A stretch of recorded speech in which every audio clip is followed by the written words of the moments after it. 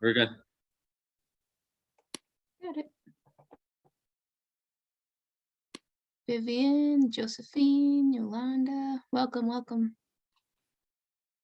Anna, Zane, that's a cool name.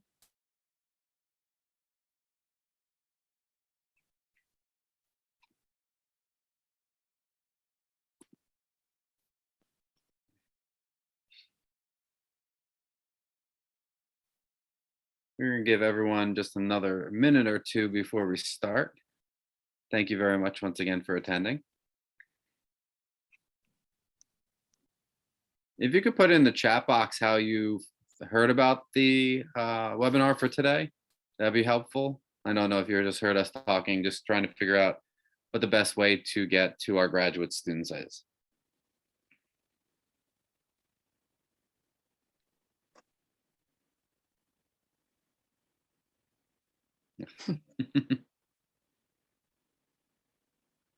Yes, okay, good. Email's good.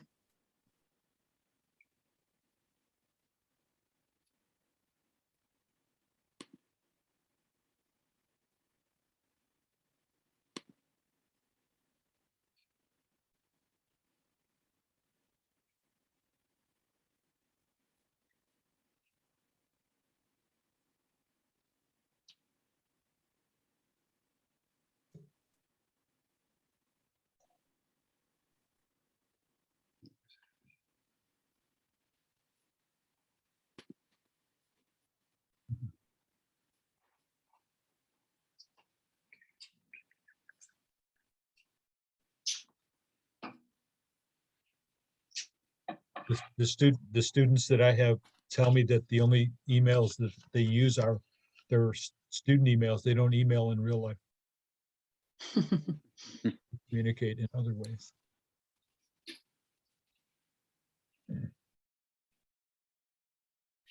Everyone have a good Thanksgiving break.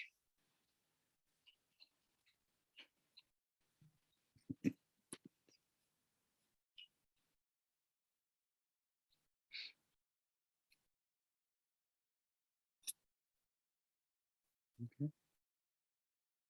I'm ready whenever you are.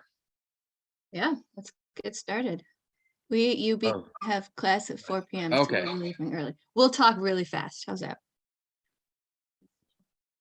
Hear everything. So thank you guys for coming. This is a really important topic, especially if you're going into your practicum experience. My name is Hennessy Lustica. I am the VP for Counselor Educators for NISCA.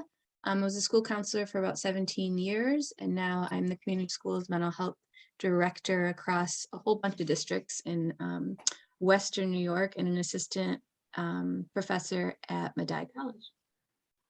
You're up, Corey. Oh, I'm Corey Sussman. I am the graduate student liaison for NISCA. I'm a current graduate student at NYIT on Long Island, New York Tech. I'm in my second year. I'll be graduating this coming May. Yay. Awesome. So we're going to ask for your participation for a second. So if you have your phones, if you could click on, take a little picture of this. I can also put it up. I'm going to switch screens. See if I can do this seamlessly. There we go. So if you're using your phone, you can also go to menti.com and put this code in. So we just wanted to take kind of the temperature of the room and give us 3 words to describe how you're feeling about going into your practicum experience. And they should pop up on the screen.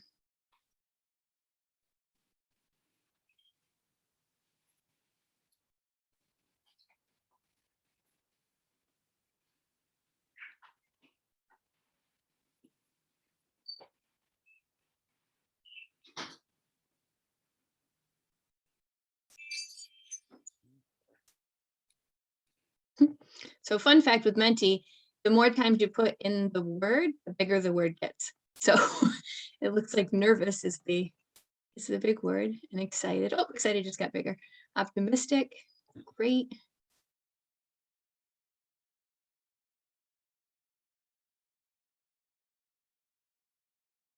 Marla's writing on the screen. It's awesome. Sorry, I'm so sorry. You're I all can't good. figure this out. It's all good. It's all good. Excited, I- nervous, optimistic. I need a keyboard, and it's just not one of my options here. It's all good. Does anybody have any other words? You want to come off mute? Give us another word about how you're feeling about your practicum?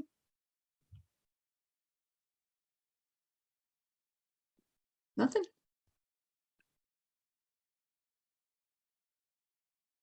Okay. Excited, nervous, and optimistic. Those are good words. I'm trying to help someone get into the webinar that just emailed me.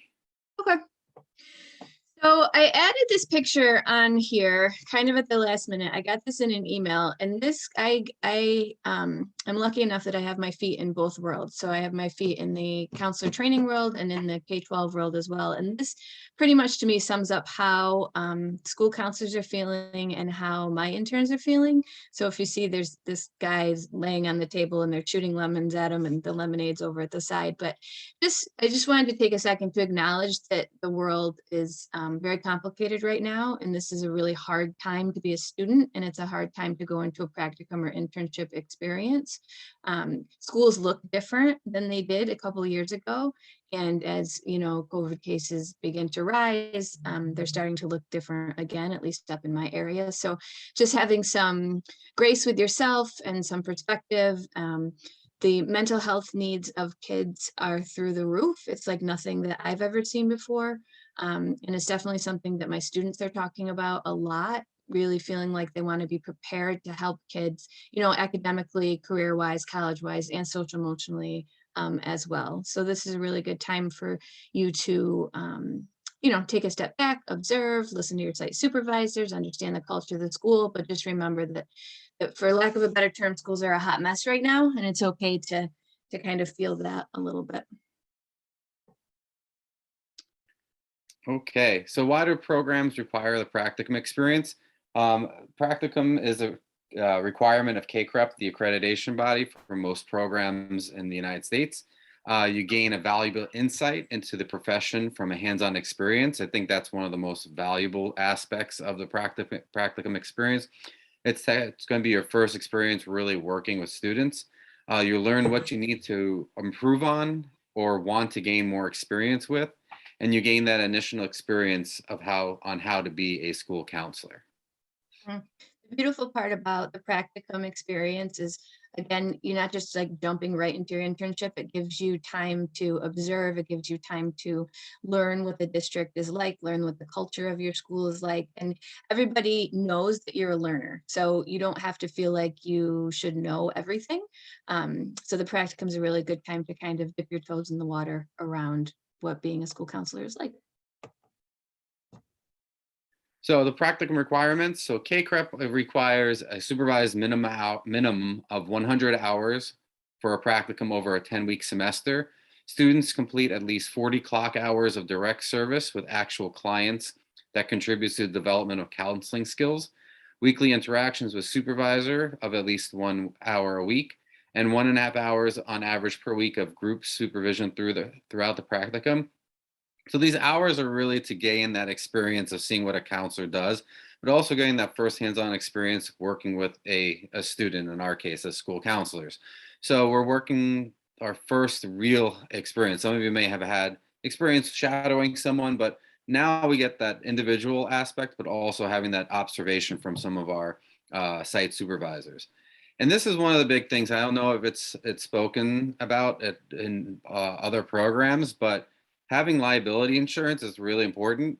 It's strongly recommended, if not required, by your site or your program. And it actually is part of your ASCA membership. So if you're an ASCA member, which I know that the NYIT program does require us to become ASCA members, you get $1 million of coverage, of personal liability coverage through ASCA. But please check the ASCA website for more details of that.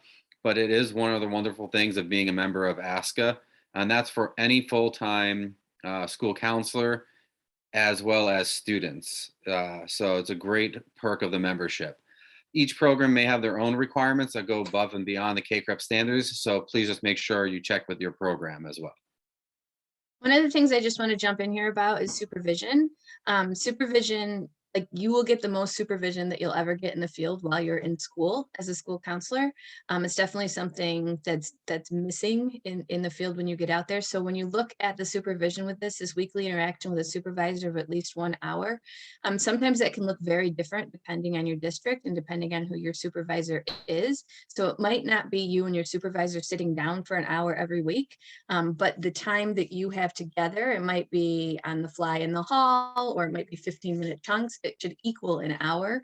But schools are very fast paced. So just making sure that you're definitely getting that hour, but understanding too that you need some flexibility around that as well.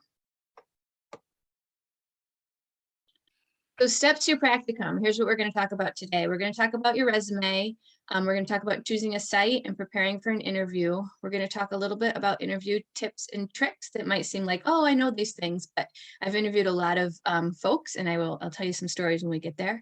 We're going to talk about the importance of following up and writing a thank you note.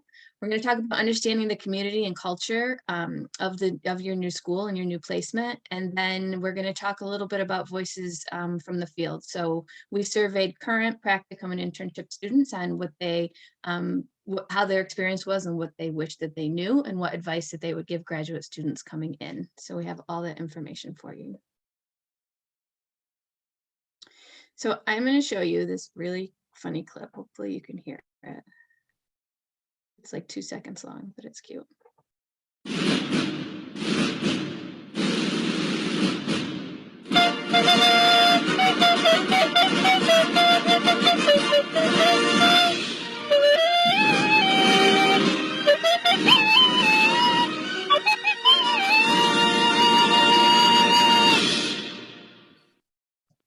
So I thought that was timely and cute when we're talking about your resume. So this is going to be something that you're probably like, of course, I would never put this stuff on my resume. But I know that in high school and in college, you know, you're taught how to write a resume, but you can't even imagine the things that come across our desk. So this Eric's resume is kind of funny here. Oops, hold on, I got to turn this off now. So make sure that you do not include personal information like height, weight, birthday, age, gender, religion, political affiliation, or place of birth. It feels like, of course, I wouldn't include those things, but some people do include those things. And then make sure that your objective really is specific to what you're looking for. So your objective is around finding a practicum site for your school counseling practicum. And then anything that you list under there. I thought the Eric's personal attributes of cat-like reflexes. Now you see me meow, you don't, was very funny.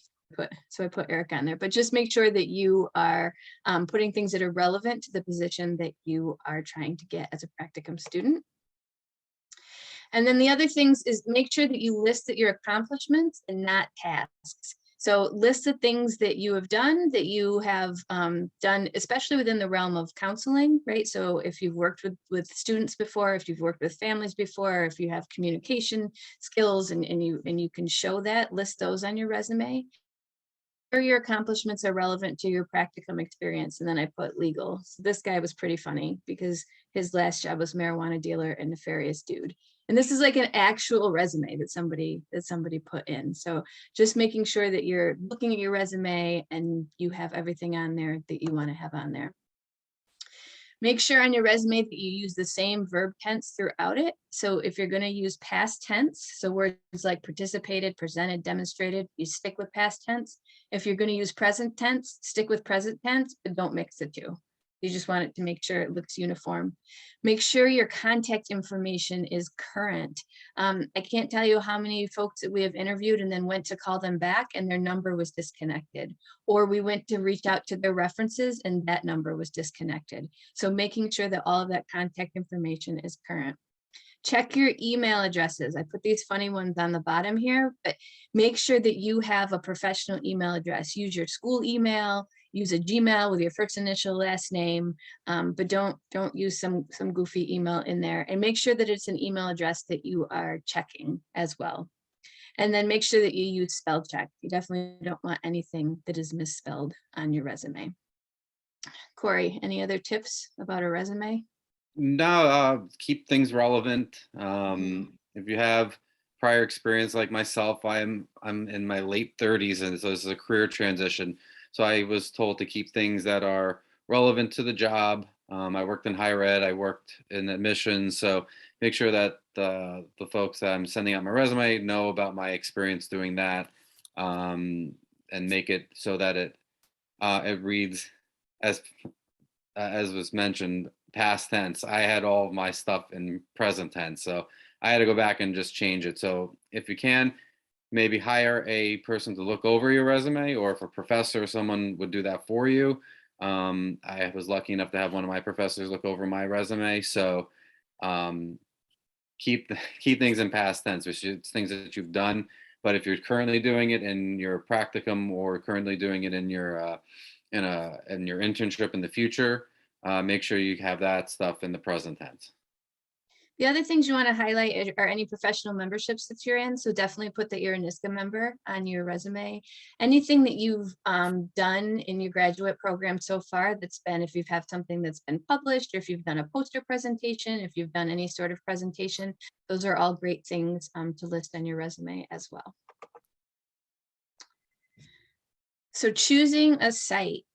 So you want to start, Corey?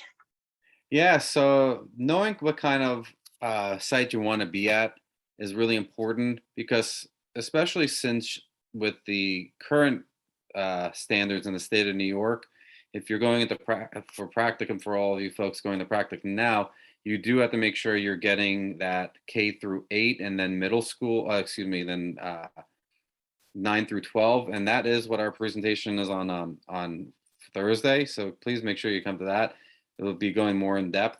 So make sure when you're picking a practicum site that you are starting to get that idea of where you want to be. Picking that urban, suburban, or rural area, depending on where you are in the state. Elementary, middle, or high school, at least to start, as it says, because you want to get that experience of what you might want to do more in your internship. Ask your program director for a list of the school counselors you might be able to contact from alumni. So that list of people who have gone through your program is always an awesome opportunity to reach out to folks that have graduated from your program and see where they have been as well, because they might have some insider information about someone who might need a practicum student. Ask your program contact the director of guidance, principal, director of student services, or pupil personnel services. It's really important that when you're writing, I think we go into this in a little bit, looking up who those people are, because you want to make sure you're reaching out to the proper person. You don't want to send an email to the one person that doesn't have anything to do with the school counselors, and who might not even know about the site supervision that you're needing to have. Personalize the email or phone call, like I mentioned. If you're writing to the director of guidance, make sure you write their name. Say, "Dear Dr. Dr. Sussman, please see my resume," write the email and personalize it. Make sure you know who the people are that you're writing to, not a generic. They don't want to see a generic email or cover letter from you. Provide information about your background, what you need to do during your practicum. I think that was mentioned before, and also the skills that you will bring to the placement. So when I was writing my my cover letter for this, I really highlighted that I had worked in admissions, and during my internship currently, that was one of the things that really drew my site supervisor to myself, is that I have the experience on the other side reading applications and really helping out students in that aspect. Be polite and respectful during your conversations. That's pretty straightforward. These people are looking for a site person. You're looking for a site yourself. Being polite, being observant, being present during your conversation is really important. And call when you can, and take notes. You want to make sure that you're really taking notes of what's going on. You want to be educated and be able to ask those questions. You want to be able to have some good follow-up questions for the person you're interviewing with, and being someone that's present and being honest with them, being someone that's going to be there for just 100 hours, but they want to make sure that you're going to be there for those 100 hours, and being able to work with students and be that person they can depend on to really educate.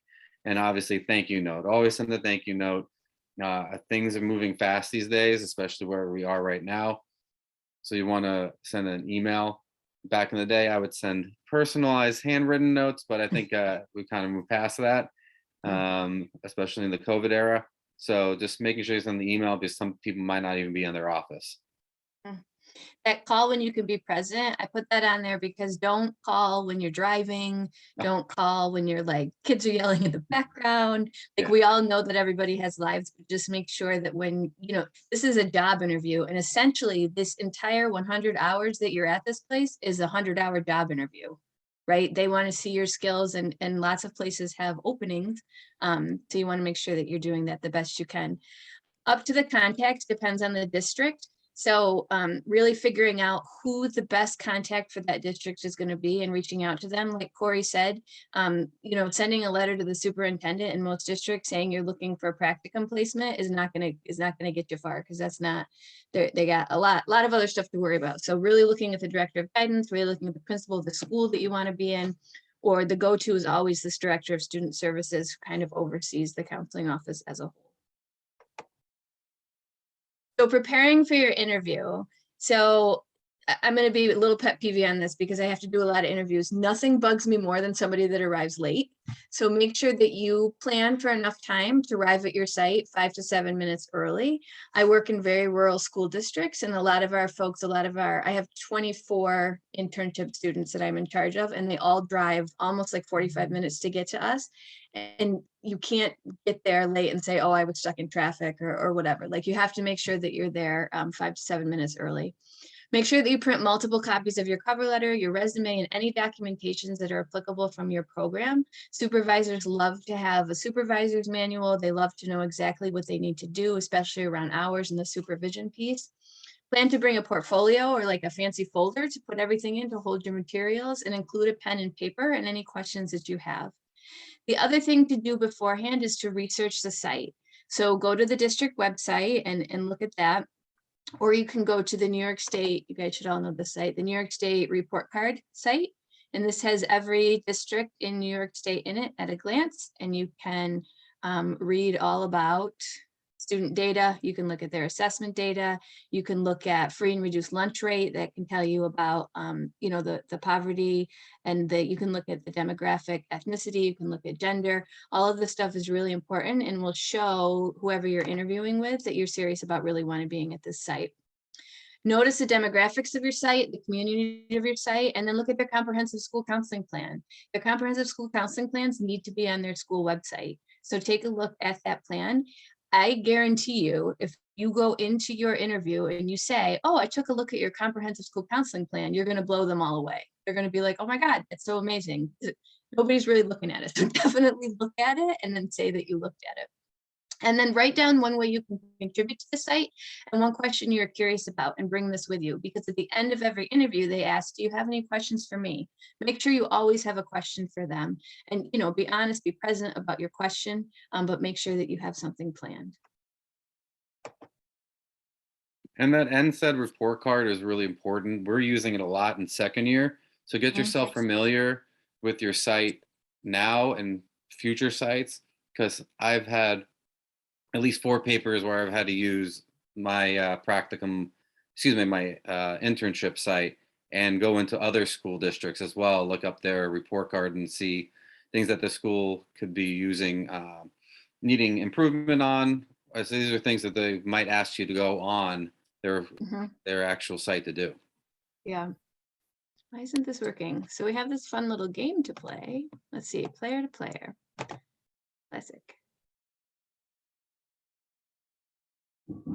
Okay, so if you go on your phone again to Kahoot it and you put in this pin 1468266, and then you put in your name and we can play the game. Again, this is a really fun game to play with kids. You can do it. You could do a lot of fun stuff with this, especially when you're delivering counseling curriculum. This is something that you could bring to your practicum site and say, hey, school counselor, look at this cool game we could do.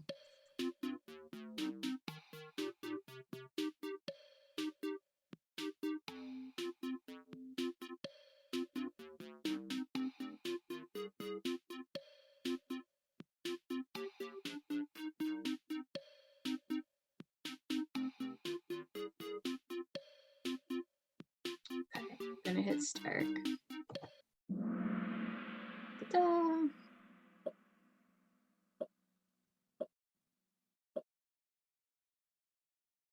Okay, so these are do's and don'ts of your interview. Should you dress casually to go to your interview? Is that a do or a don't? Yes, don't. I interviewed some folks for a counseling position actually last week, and one of them came in ripped black jeans and a sweatshirt. And I'm like, what are you doing? Wear a suit, go to your interview, wear a nice, you know, a pantsuit or a dress or whatever makes you feel good, but definitely dress up for your interview. Who's the winner? Winner. Vivian. All right, next question. Do or don't bring a copy of your resume? Do or don't? Yes, definitely bring a copy of your resume, especially if your site is interviewing multiple people, then they'll have a copy of your resume in front of them, so they'll be able to remember you after that they've interviewed multiple people.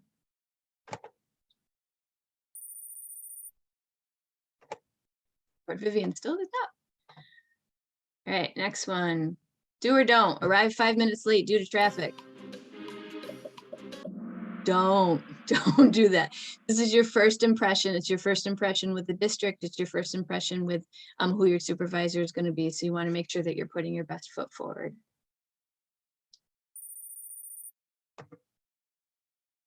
Next one, do or don't have an elevator pitch ready?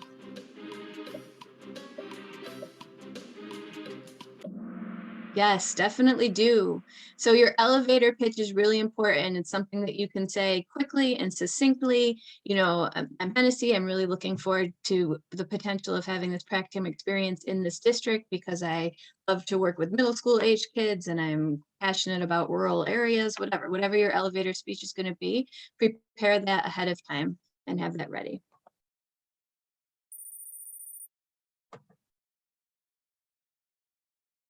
Do or don't look at your phone and watch during the interview. Don't do that. I had an assistant principal once who was lovely. I loved working with him, but he had an Apple Watch and we would sit in parent meetings and he would look at his texts all the time and it drove me insane. So make sure that you're not doing that and that you're definitely not doing that in an interview as well. Yoli has a streak with 5 correct answers in a row. Do or don't have questions prepared to ask about the site? Do, for sure. Yeah, all questions are fair game. You know, districts love to know that you are invested. They love to know that you've looked up their site, that you've looked up their comprehensive school counseling plan, and that you want to be a part of that. So definitely have questions with you that you can bring.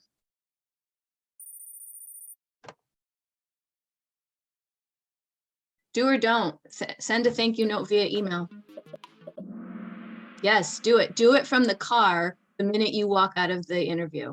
Get right in your car and send that interview and send that thank you note. And this is why you have your paper and your pen, because you want to write down the names of the people that are interviewing you. So you can look them up on the district website and see what their email address is.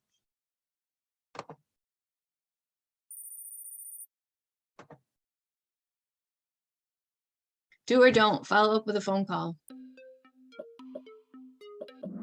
Yes, do. So the email is great. And then in a week or a week and a half or so, if you haven't heard anything back, definitely follow up with a phone call so they know that you're still interested. You know, schools are crazy maker right now and things get lost in the shuffle. So making sure that you are following up with a phone call is totally okay. It's probably helpful for a lot of site supervisors as well. Let's see who the winner is. Third place, Katie. Second place, Yoli.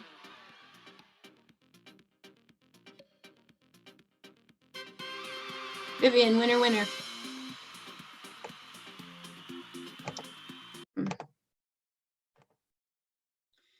So that follow-up note, this is, I took this right from my email actually, and you're welcome to copy it. But this is the thank you note that I send. Again, I send it right from the car. So dear Mr. Smith, thank you for taking time to interview me today about a practicum placement at the Soda Central School District. The experience, as I understand it, feels like a great fit from my experience and qualifications. Please extend my gratitude to the other members of the committee. That line there has saved me a lot, because I sometimes, like, I've interviewed with like 6 or 7 people around a table and you don't know who they all are. So please extend my gratitude to the other members of the committee. I look forward to hearing from you soon. Sincerely, and then put your name. So understanding the community and culture of your practicum site. Again, be punctual. The internship students that I worked with last year, I had 25 of them last year as well that I was in charge of, and some of them showed up to work late, and they just got a very not good reputation because of that, even though they were wonderful counselors and good with students and good with parents, but they just kept showing up late. So make sure that you're punctual. Your practicum is your time to listen and to observe and to ask questions. Right? We all come with implicit bias. We all come with the way that we think schools should run, but go in and really listen and observe what the culture of your practicum experience is, the culture of your counseling office, the culture of the relationship between your counselors and your administrators, what that looks like, how the counselors work with teachers, how much they work with families. Like, everything that you're learning in school right now, make sure that you listen and observe to what you're seeing. Also, make sure that you connect with school staff outside of the counseling office. So administrators, teachers, staff, secretaries are key people to connect with in the building. Go into the lunchroom and connect with the food services staff, connect with everybody. Connect with students as much as you can, of course. Make sure that you schedule a time for supervision. Sometimes your site supervisor is going to, know that they need to do that for an hour, and sometimes it's going to be up to you to remind them just based on the pace of the day.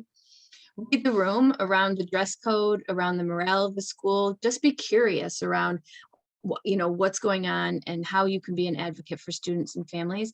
I put dress code in there because each school has a different culture when it comes to dress code. Some schools are fancier than other schools. Some schools do Friday jeans.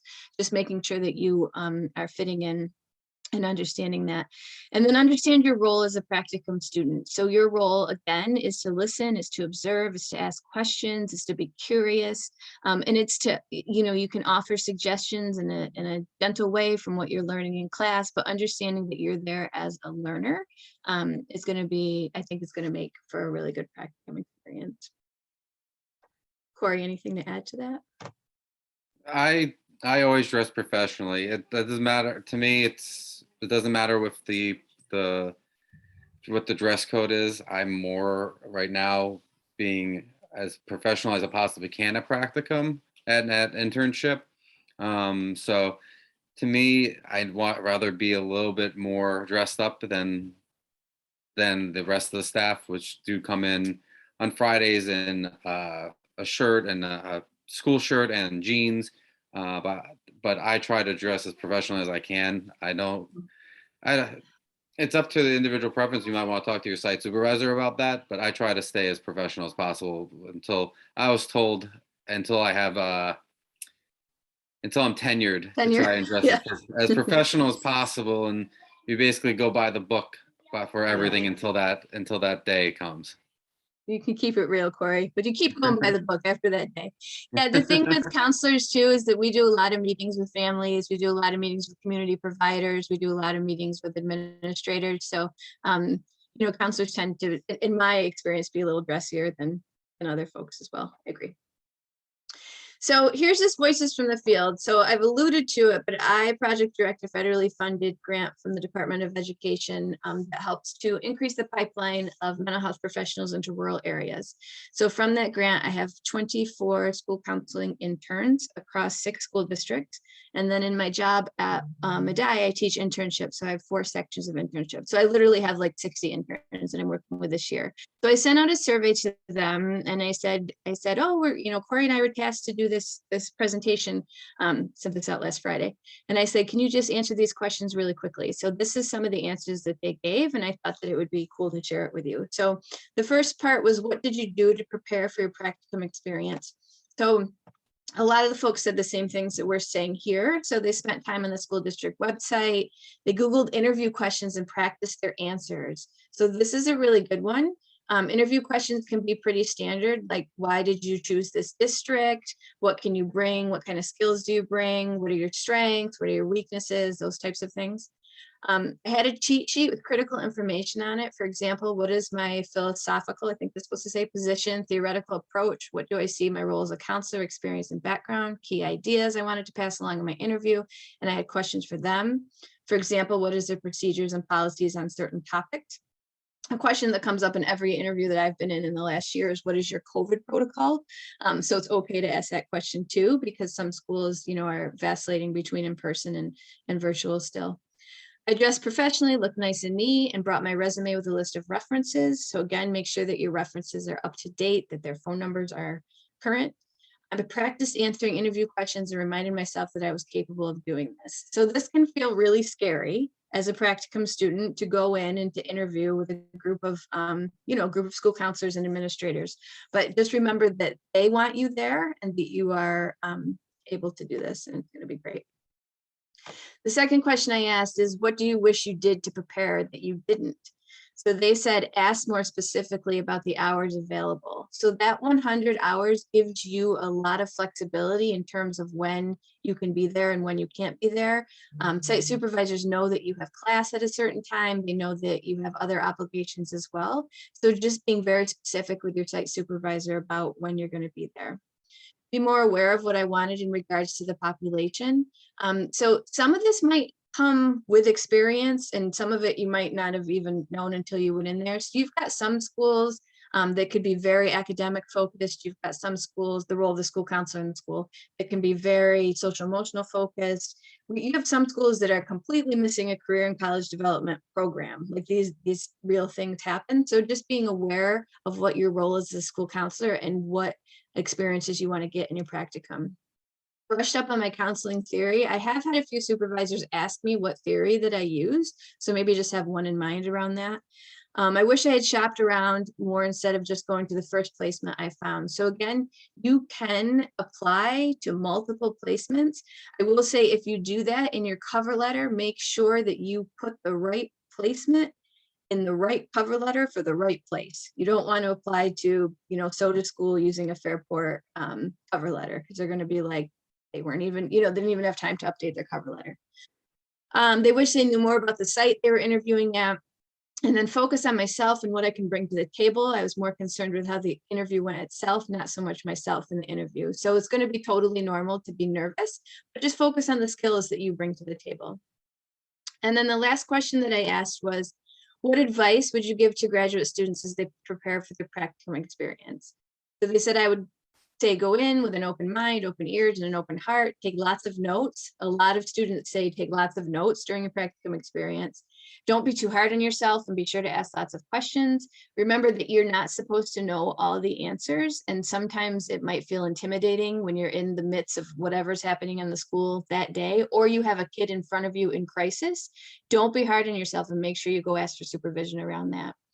Become familiar with your site and know your boundaries. Boundaries are really important, especially when you're working with students and families. So understanding the ethical bounds of being a school counselor and understanding how to put that into practice in your practicum site is something that you can definitely practice. Prepare for some scenario questions. So a lot of interviews do ask a scenario question. One of their favorite questions to ask is like what would you do first question. So say you're sitting in the office and a student comes in and a parent's on the phone and your principal says that they want to meet with you and your email goes off. Which one do you do first? Schools love to ask that question. So preparing for that. Be open to the experience. If you choose to have great opportunities for personal growth, advocate for yourself. Don't be afraid to talk to your professors or supervisors if you're unhappy in your placement. Not every placement is a good fit. So making sure that you are getting what you need as a learner is really, really important. Plan and keep track of everything. Time management solves a lot of issues for sure. I was supposed to say start looking for a site early. Be open to all of it, and then don't be so hard on yourself because you don't need to be perfect. Remember that one, because grad students like to be perfect and you do not need to be perfect for this. If I could add a couple of things to that list. Go for it. For the just don't forget, your experience will not be the same as your classmates. Mhm. Yeah. So when you're sitting in practicum class, you're going to hear all these stories about what happened in your classmates' practicum site. Every practicum is different. Every school is different. Every experience is going to be different. But hopefully, the end goal is to learn what you need to learn through your site supervisor and through your experiences as a practicum student. Also, remember that this is your first 100 hours as a developing student. So you're not going to be expected to know everything. You're going to be able to learn and gain from that experience. So don't forget, you're still developing your style and developing your own way of becoming a counselor, and you're going to have the opportunity to get some critique off of that. Also, start planning for internship. Even though you're just starting practicum, start planning for your internship as well. Once that calendar starts to change to January 2022, start planning your internship sites. One of the things that we had our upperclassmen come and talk to us last year, they told us really start looking in January, no later than February. And I spoke with my site supervisor today from internship, and she's like, you got lucky. You got me in February, and I was really doing my interviewing. Because once I get into March, April, May, I'm starting to focus on my AP exams, getting my students ready for those things. So even though you're just starting to do your practicum, start thinking about internship, because those are going to be 700 hours that you're going to have to think about doing. There's a question in the chat, and I'll have to throw it to Corey and maybe Bob. It says, thank you. Any advice for New York City Department of Ed? I'm upstate, so I'm not the best person to ask.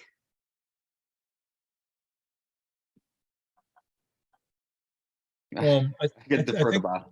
yeah, no, I think that some of the same advice that you just gave is going to be pertinent in terms of starting early and using the resources of whatever school you're going to go where their students have gone before. I know that there's a vetting system in New York City, so you have to get cleared before you go out there to apply for practicums, but I'm not exactly sure how it works through the DOE in New York City. Corey, do you know? No, I just know I had to go through a channel for doing a practicum, and they told me it was too early. So, but I've ended up somewhere else, so it didn't matter. But I know some programs do. Oh, some programs do have a really nice list. I know the Mercy College had a really great list. Dr. Wally had an awesome list of places that were accepting practicum. So reach out to your program site, your program director, because they might have a list and give you more information for that.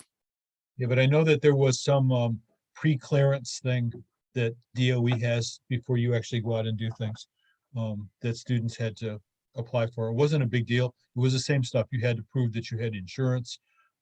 You had to prove that you were actually in a program. You weren't just some random person wanting to do a practical. It wasn't that hard. It was just stuff you had to do. Fingerprinting?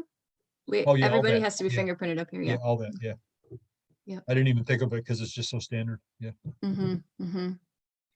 Don't forget I'm an your online teach student. account. I have to figure out what to do. If you don't have a Oh, teach account, yeah. start that now through the New York State higher education, NYHED.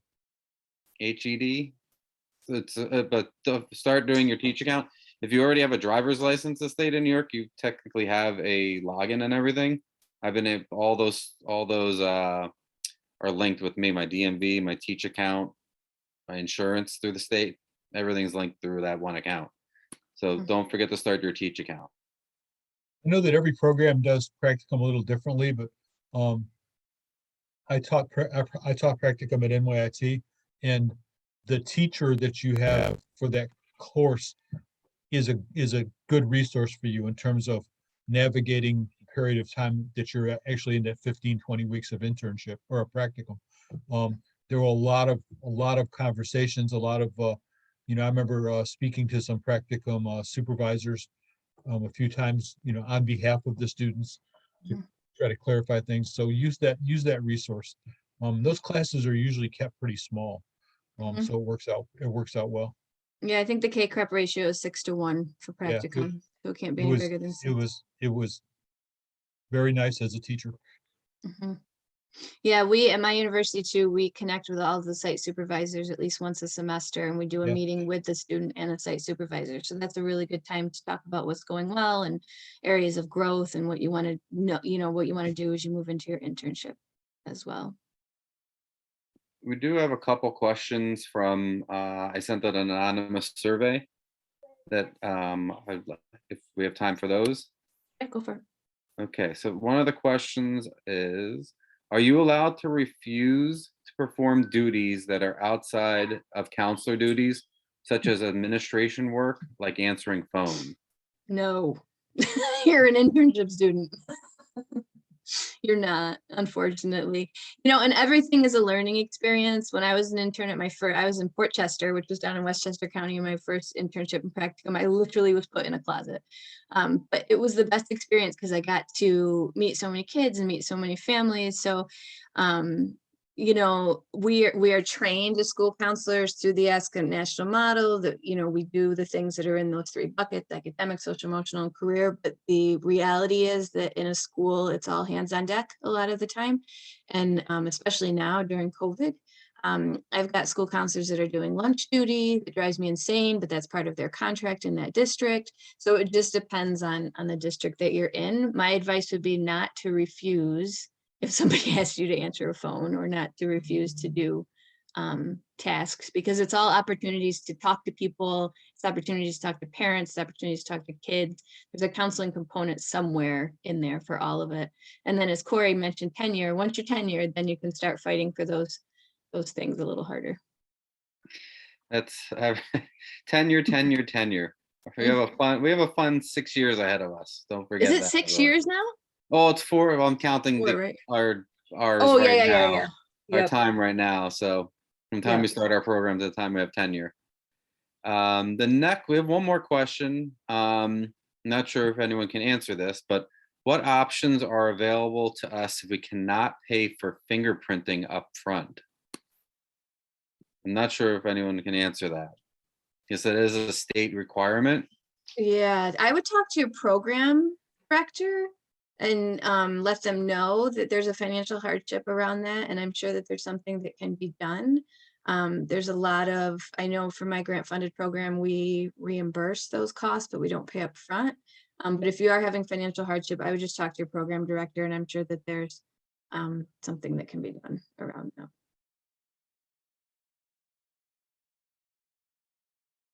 I saw a question from, I think someone from Liberty. We get questions, pretty often at NISCA from students who are in online programs that are out of state, asking how they can get an internship or practicum in the state. And my kind of stock answer is that you need to go back to your program as a starting place. And then use any resources. If you live in New York, you probably were in a school in New York. You might go back to your old school counselor to start there, something like that. But I feel like it's the responsibility of the program to help out with that. There's no generic list of practicum takers from around the state. It's pretty much all done by program. And it changes every year, depending on, people retire, people don't want to take an intern. Sometimes they do, sometimes they don't. So your program should have that. Anybody else have any questions before we finish up? Is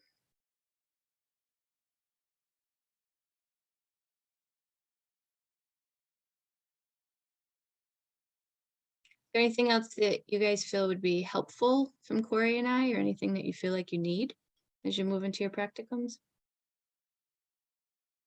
I know somebody put in the chat, it's a good idea, Corey, if we wanted to do this. Can there be a workshop in the future about questions to ask the school during an interview? Interview workshops might be kind of fun. We had a really awesome workshop last March or April about interviewing, and our plan is to host that again sometime next semester for us that are graduating. And even if you aren't graduating, we had a fair amount of students that were first year. I hosted it last year with three professionals who are hiring managers. either director of guidance or working a vice principal who's in charge of hiring. And 2 of them were also board members as well. So we Nice. are looking to try and host at least something similar to that. And like I said, I'm going to try and send out an email survey to folks to see when hosting some sort of event like that, or just webinars in general in the future. So we are looking to really listen to the voice of our graduate students. So that's what my job is to listen to you and see what we can do to provide any type of resource or webinar or list or something to really encourage our graduate students to continue.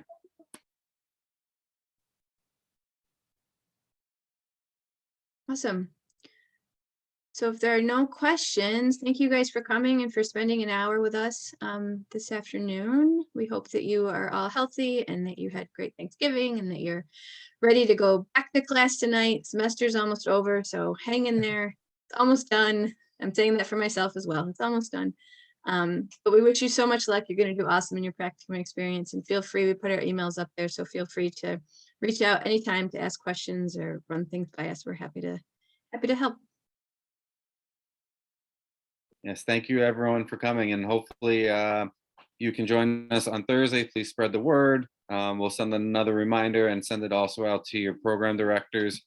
Hopefully we have the correct contact information for them, but we're going to be sending it out to program directors again tomorrow, just reminding them it's about understanding the new requirements in the New York State starting 2023, which most, if you're here for practicum, you're most likely graduating in 2023. So difference between my graduating class and yours, and Dr. Wally, who was the past president of NISCA, as well as the program director at Mercy College, will be presenting on that on Thursday at 3.